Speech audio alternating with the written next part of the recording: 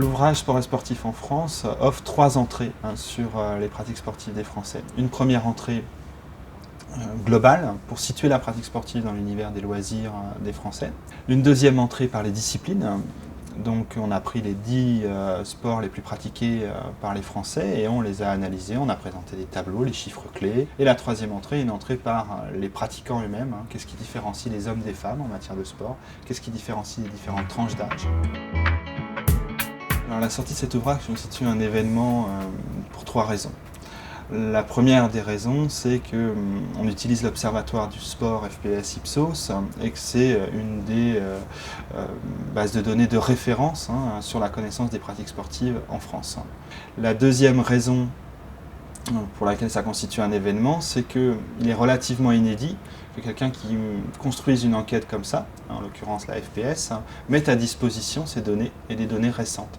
Enfin, la troisième raison, plus vue de l'université, ce qui est intéressant pour nous, parce que notre objectif primordial, c'est de professionnaliser nos étudiants, c'est de développer au maximum des collaborations avec les entreprises, et en l'occurrence là avec les entreprises et la distribution d'articles de sport.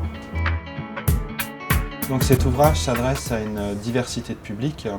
Tout d'abord, les responsables des organisations dont l'activité est liée au sport, à la fois des universitaires et des étudiants tout d'abord, des fédérations ou des clubs, des gens qui sont actifs dans des collectivités, que ce soit des communes, des régions ou des départements, ou dans des entreprises qui produisent des biens et des services sportifs.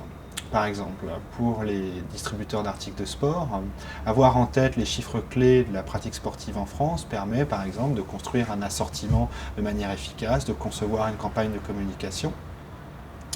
Après, au-delà de ça, je pense que cet ouvrage s'adresse aussi à un plus large public. Une des leçons de l'Observatoire, c'est de montrer que sport et culture, par exemple, ne s'opposent pas, que les sportifs sont aussi des lecteurs. Et partant de là, le sport faisant partie de leur mode de vie, on peut imaginer qu'un magasin de sport soit aussi un lieu de la vie sportive. Et c'est comme ça qu'il est plus incongru maintenant de trouver dans un magasin de sport à la fois un rayon diététique, un rayon librairie. Et donc c'est naturellement qu'un ouvrage sur les pratiques sportives en France va trouver sa place dans un magasin de sport.